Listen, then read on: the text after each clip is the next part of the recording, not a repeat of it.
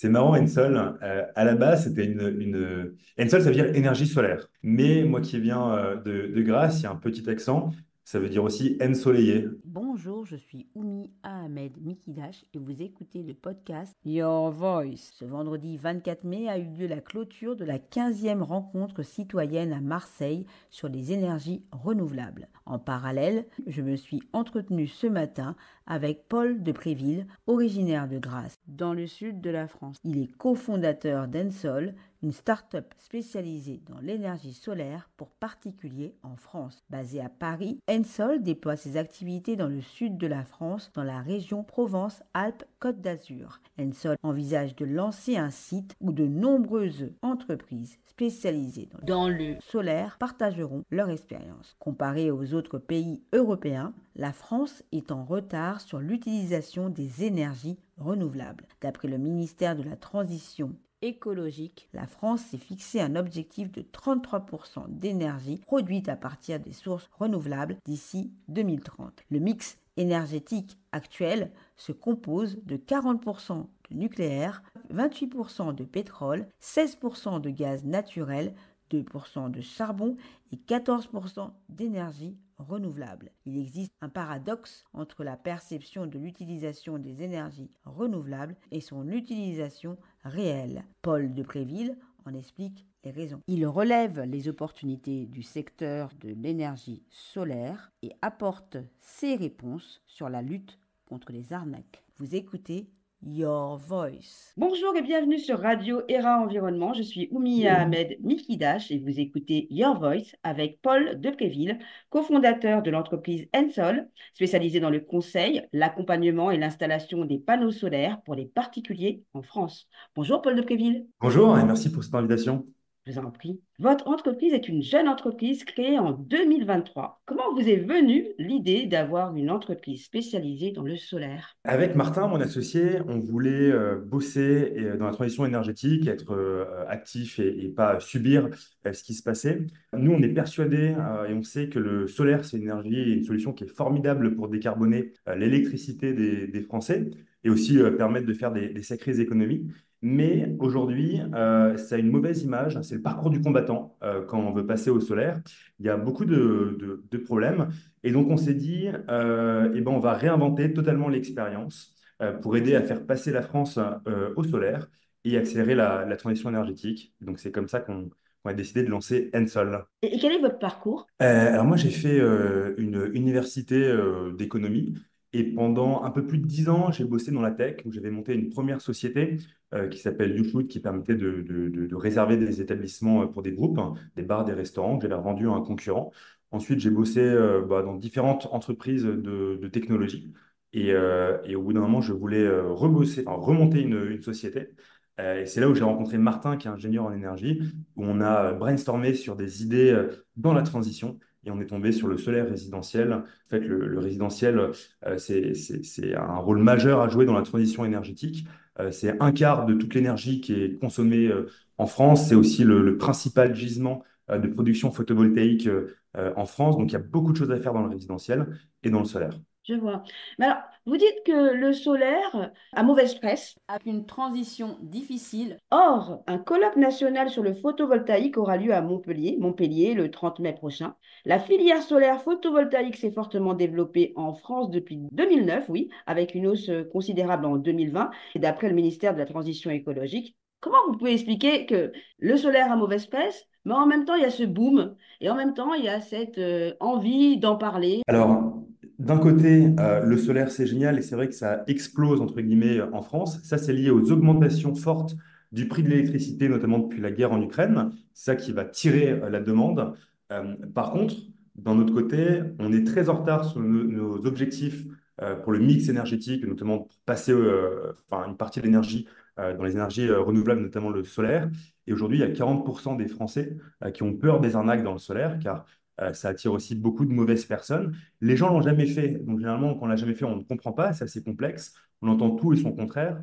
C'est une industrie qui est relativement naissante. Donc il y a quand même pas mal de freins, malgré la demande qui est effectivement en forte progression. Donc vous, vous êtes basé à Paris, mais votre entreprise se déploie dans le sud, dans la région PACA. Ouais, tout à fait. Nos Et sièges sociaux est à Paris. Ouais, c'est là où il y a le bureau d'études énergétiques, à nos Paris. ingénieurs à Paris. Par contre, on est basé en région.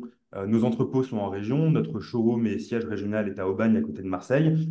Tous nos techniciens, bah, bien entendu, sont à côté des clients, comme les chargés de projet. Et alors, quelle approche vous adoptez pour convaincre les particuliers? Alors déjà, on a une approche totalement transparente hein, avec nos prix, nos simulations. On se déplace systématiquement chez chacun de nos clients de façon bah, à les rencontrer. Et nous, en fait, on fait deux choses. On n'est pas vraiment un installateur de panneaux solaires, même si c'est la base de bien installer. D'un côté, on va électrifier des foyers, on installe des panneaux solaires, des batteries, bientôt des bornes de recharge.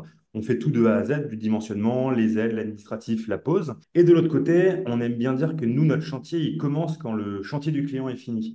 On a une application de suivi et notre but, notre mission, c'est d'accompagner chaque client à maximiser ses économies d'énergie avec des choses assez simples, bon, des rapports qu'on envoie tous les mois pour permettre à nos clients de maximiser leurs économies. Il y a des choses toutes bêtes qu'on peut faire pour mieux profiter de son énergie solaire, qui est une énergie qui est gratuite en journée, comme par exemple bah, faire ses machines en journée. Et après, il y a des choses un peu plus techniques, plus complexes, comme par exemple bah, brancher ces ballons d'eau chaude, qui est un des plus gros postes de consommation électrique, au bon moment, pas tous en même temps. Si on en a plusieurs, bah, pour pas que ça tire toute l'énergie solaire et bah, surtout le faire pendant qu'il fait beau, donc pendant que votre centrale solaire produit l'électricité. Et ça, justement, cet accompagnement a un coût. Vous parlez de l'accompagnement administratif et technique. Ça revient à combien, ça, pour un ménage moyen? Oui, tout à fait. Tout est compris dans le devis. Nous, donc cet accompagnement est gratuit. Ce suivi est totalement déjà Ah, pris dans le d'accord. devis. Aujourd'hui, nous, nos tarifs, un client, il va installer en moyenne 10 panneaux chez nous. C'est environ 4,3 kW crête. Ça coûte environ 10 000 euros de TTC, tout compris. Donc, des aides, enfin, de l'accompagnement pour aller chercher les aides, le projet, le dimensionnement, la pose et le suivi. Avec 10 kW crête, vous allez pouvoir économiser en moyenne environ 1000 euros par an, à la fois bah, en profitant des économies que vous faites sur votre facture d'électricité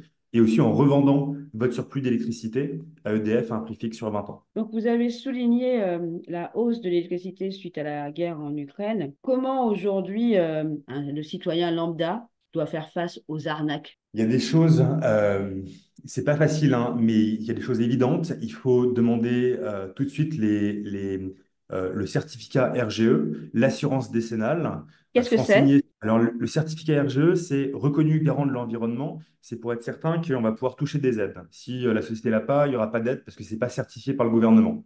Ensuite, l'assurance décennale, c'est pour être certain que mon technicien est assuré en cas de souci. Sinon, c'est que simplement, il n'y a pas d'assureurs qui lui ont fait confiance, c'est qu'il y a peut-être un problème quelque part. Ou simplement que s'il installe et qu'il y a le moins de problèmes, bah, ça sera pas, il y aura pas d'assurance derrière. Ensuite, demander des références clients. Ne jamais signer un devis sans avoir pris un moment de réflexion. Il y a des gens qui sont très forts pour arracher une signature sur place. Il faut demander un petit délai et de comparer aussi certains devis. Bon, c'est des choses assez basiques qui permettent déjà de ne pas se faire avoir chez soi. Qui sont les personnes les plus vulnérables à ces arnaques? Alors malheureusement, c'est les personnes âgées, vulnérables, seules. Aujourd'hui, c'est une cible de choix par bah, ces éco-délinquants. Il n'y en a pas que dans le solaire, il y en a aussi dans la rénovation énergétique, tout ce qui est pompe à chaleur à 1 euro, des choses comme ça. Oui, c'est malheureux d'abuser de la personne, de la gentillesse et de la fragilité de ces personnes. Et vous, quelle est l'approche que vous adoptez avec les personnes âgées? Nous, on fait les choses bien, on ne va pas arracher des signatures, on présente un projet. Ensuite, si la personne est intéressée, on serait ravi de l'accompagner. On sait aussi qu'on fait les choses bien. Donc déjà que nos prix bah, sont largement inférieurs à ce qui se fait en moyenne en France, pour un super rapport qualité-prix. Et on installe nous-mêmes avec nos propres techniciens. Donc quoi qu'il arrive, la personne enfin, est sûre de faire un bon choix avec elle seule. Et si la personne n'a pas de financement ou n'a pas les moyens, on ne va pas arracher une signature coûte que coûte. Le but, nous, d'Ensol, c'est d'accompagner un client sur 30 ans, en fait, de maximiser ses économies d'énergie. Donc notre cible, ce n'est pas forcément la personne âgée. Je vois. Donc vous, vous êtes aussi sur la fidélisation. Sur du long terme. Je reviens sur le coût moyen, Le prix d'une installation de 10 panneaux, tout compris, est de 10 000 euros de TTC. 10 000 euros de TTC pour peu importe la surface de la maison, hein. C'est bien ça. Alors non, pour un 10 panneaux. Ensuite, On va dimensionner une centrale solaire en fonction de votre facture d'électricité, donc de vos besoins énergétiques. Et bien entendu, on va regarder aussi la place sur votre toit. S'il n'y a pas assez de place, ben, on va être contraint par la surface à installer il y aura un nombre max de panneaux qu'on pourra installer. Nous, on installe de 3 kW crête à 36 kW crête. Bon, ça, c'est très rare, c'est plutôt pour le petit B2B. Mais en moyenne, les installations chez nos clients sont de 10 panneaux. Donc vous avez opté pour le résidentiel, c'est bien ça. La région PACA est connue pour être une région qui met en avant le solaire photovoltaïque, Oui. mais pas uniquement chez le citoyen lambda. Au niveau des entreprises, des bâtiments, même des appartements, comment vous, en tant que start-up, jeune réellement entreprise, parce que 2023, c'est il y a un an, comment vous vous Ouais. intégrez dans cette dynamique? Est-ce que vous voulez vous intégrer dans cette dynamique? Ouais, tout à fait. Nous, on est pleinement dans cette dynamique de faire passer la France au solaire, de la transition énergétique. On a choisi la région PACA. Bah déjà, moi, je viens de là. En fait, je suis né à Grasse. Donc, enfin, D'accord. c'est là où mes parents, ma famille. Donc, c'était un peu évident qu'on allait commencer. Les premiers clients, c'était mes voisins, c'était mes parents, mes amis. Euh, mais on a aussi choisi la région PACA pour des raisons plus évidentes et objectives. C'est la région la plus ensoleillée de France métropolitaine derrière la Corse. Mhm. C'est aussi une région où il y a énormément de résidences principales qui sont nos clients. Donc, il y a 1,3 million de foyers, de maisons individuelles en région PACA, ce qui est un gisement important à aller équiper. Et enfin, c'est un territoire qui émet beaucoup de CO2. Donc, c'est le sixième territoire qui émet le plus de CO2 en France. Donc, ces raisons nous ont poussé à commencer par la PACA. Ensuite, on a une ambition nationale, mais on veut faire les choses bien étape par étape. Et nous, nos clients aujourd'hui, en fait, on a une phrase chez Ensol, on dit qu'on y va maison par maison, rue par rue, village par village. Et c'est quelque chose qui est assez naturel. Vous voyez votre voisin, qui est assez social, vous voyez votre voisin qui est équipé, vous lui posez des questions. Est-ce que ça fonctionne? Est-ce que tu étais satisfait de l'entreprise qui t'a installé? Et c'est plutôt aussi simplement juste nos clients qui sont très satisfaits, qui montent leur application, qui montrent que ça fonctionne, qu'effectivement la Mhm. facture, oh, bah, je payais 150 euros par mois, maintenant bah, je ne paye plus que 100 ou que 80 euros, donc que c'est rentable. Et c'est ça qui pousse bah, de plus en plus de monde bah, à nous contacter et à s'intéresser à l'énergie solaire. Vous n'avez pas répondu à ma question. Là, c'est plutôt le résidentiel. Qu'en est-il de Oui, l'entreprise, de l'industrie, de d'accord. tout ce qu'il y a Alors, au niveau de cette région? alors ça, Qui c'est des n'est marchés. pas en lien, qui n'est pas en lien avec le résidentiel, hein. Je parle des bâtiments, les écoles, surtout les écoles, Ouais, il y a les quelque chose anciens bâtiments aussi. Est-ce que c'est une idée qui vous intéresse tout à de vous fait. déployer Alors, dans l'industrie, dans le non. milieu de l'administration? C'est des marchés différents. Nous, Ensol, on veut devenir le leader du photovoltaïque résidentiel en France. Donc, c'est que pour les maisons individuelles. Ensuite, c'est extrêmement intéressant aussi pour les entreprises, pour l'administration de passer aussi au solaire. Mais c'est des marchés différents. Avec, bah, c'est pas aujourd'hui notre cible principale. On fait des petites entreprises. On a déjà équipé des entrepôts. On a déjà équipé une association à Grasse qui s'appelle l'ARF, qui accueille des personnes handicapées, qui n'est pas notre cœur de cible hein, parce que c'est des process très longs plus compliqué, avec de l'administratif plus lourd, mais on le fait par opportunité, parce qu'on a équipé bah, des clients qui eux-mêmes ont leurs entreprises, travaillent dans l'administration, qui ensuite viennent nous solliciter. Mais aujourd'hui, c'est vraiment des marchés très différents. Je vois. Revenons sur l'aspect citoyen. Marseille Oui. reçoit aujourd'hui, depuis hier, hein, la rencontre citoyenne consacrée aux énergies renouvelables. Y avez-vous participé ou pas? Ou vous allez participer aujourd'hui, parce que ça se termine aujourd'hui? Non, on n'y participe malheureusement pas encore. Et que représente ce type de rencontre pour vous, si on vous invitait? Qu'est-ce que ça pourrait finalement représenter pour vous si on vous invitait? Une opportunité bah, de rencontrer des personnes qui font bouger les lignes, des décideurs politiques aussi. Le politique a énormément à jouer pour bah, accélérer le passage au solaire, que ce soit pour les deux choses qui nous bloquent, nous, aujourd'hui, aussi à aller plus vite, c'est le parcours administratif. Il y a un casse-tête administratif en France qu'on n'a pas dans d'autres pays, par exemple en Europe. Il y a pas mal de choses qu'on pourrait simplifier bah, pour faire que ce soit plus simple et plus rapide de passer au solaire. Aujourd'hui, bah, il y a des PLU, il y a des zones ABF, il y a donc, pardon, les plans locaux d'urbanisme, il y a les architectes de France, il y a Enedis, il y a beaucoup, beaucoup, beaucoup, beaucoup de paperasse à remplir hein, et des dossiers à présenter bah, pour simplement installer des panneaux solaires chez soi quand on n'embête personne, qui retardent bah, les délais, qui a des délais monstrueux et parfois simplement bah, ça, les personnes se démotivent bah, à passer au solaire. Et aussi peut-être la partie aide qui est intéressante pour les foyers.